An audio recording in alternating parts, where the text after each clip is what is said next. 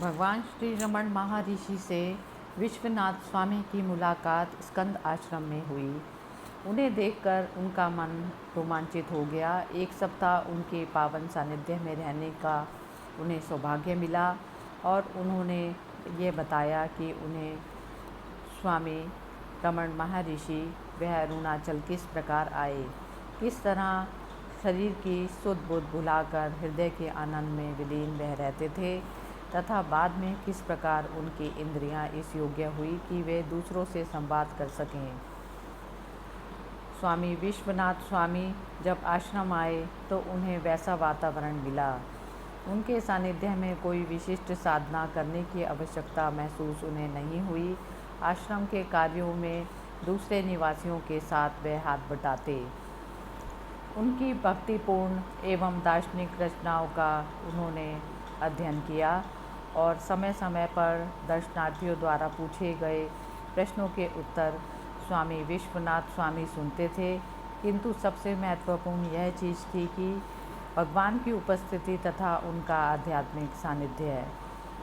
भगवान अपनी पुस्तक supplement to the reality in 40 verses में कहते हैं कि यदि कोई महर्षि के संग में है तो किसी दूसरे कठोर साधना की क्या आवश्यकता है।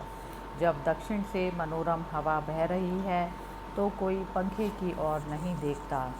भगवान के पास जो भी आध्यात्मिक आकांक्षा से पहुंचा उसे भगवान के संपर्क से दिव्यता का अनुभव हुआ। महान कवि गणपति मुनि ने उनमें एक सिद्ध पुरुष देखा, विद्वान शिष्य हो गया। वेंकटरमण अय्यर ने उनमें सर्वोच्च आत्मा का स्पष्ट प्रकटीकरण का अनुभव किया। हम्फ्रेज ने उनमें दिव्य सत्ता का विकिरण केंद्र माना। अच्युत दास, नारायण गुरु आदि ने उनकी अति विशिष्ट आध्यात्मिक महानता की पहचान की।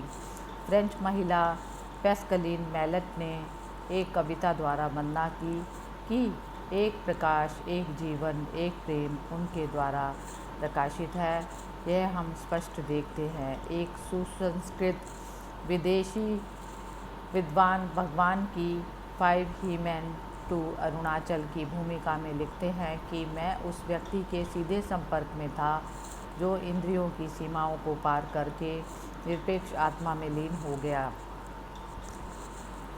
विश्वनाथ स्वामी ने बताया कि उन्हें महर्षि रमण की दिव्यता के बारे में किसी भी प्रमाण की आवश्यकता नहीं थी। उसी प्रकार से जैसे सूर्य के अस्तित्व को सिद्ध करने के लिए किसी की आवश्यकता नहीं होती।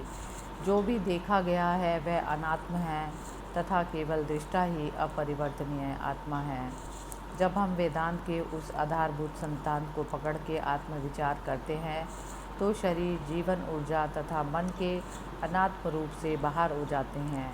मनुष्य द्वारा जाना गया सर्वोच्च सिद्धांत बुद्धि को भी अनात्म के रूप में निरस्त करना पड़ता है। वह कौन है? वह स्वयं अपने बलबूते खड़ा नहीं हो सकता, इसलिए वह विलुप्त हो जाता है। मैं बोध के स्रोत के रूप में जो बचता है वह परम आत्मा है जो आधार के रूप में सदैव विद्यमान रहता है। वह जागृत, स्वप्न, निद्रा तीनों ही अवस्थाओं में उपस्थित है। हृदय स्रोत में स्थित होने के बारंबार प्रयास से अहंकार नष्ट होता है तथा इससे संचित वासनाओं का विनाश होता है। शंकराचार्य विवेक चूड़ामणि में कहते हैं कि मुक्ति अहंकार का वासनाओं के साथ पूर्ण निर्मूलन का नाम है। भगवान आत्मविद्या में कहते हैं कि ज्ञान के अवतरण के लिए अनुग्रह आवश्यक है, साथ ही साधक की भक्ति एवं उत्कृष्ट आकांक्षा भी। जब तीव्र प्रयत्न एवं अनुग्रह मिलते हैं तो सर्वोच्च लक्ष्य आत्मा की प्राप्ति होती है। सापेक्ष दृष्टिकोण से आत्मस्थित एक ऋषि की समीपता भ्रम के जाल में जकड़े व्यक्तियों के लिए आँख खोलने का कार्य करती है। ऐसे ज्ञानी की आध्यात्मिक शक्ति केवल उसके शारीरिक जीवन तक नहीं रहती बल्कि सदैव विद्यमान रहती है। समय एवं स्थान की सीमा से पार उस ऋषि की अनुकंपा एवं मार्गदर्शन साधक को सदा ही मिलता रहता है। इस प्रकार भगवान श्री रमण महर्षि के साथ सानिध्य में रहने वाले विचार विश्वनाथ स्वामी जी ने बताए। हरि ओम तत्सत।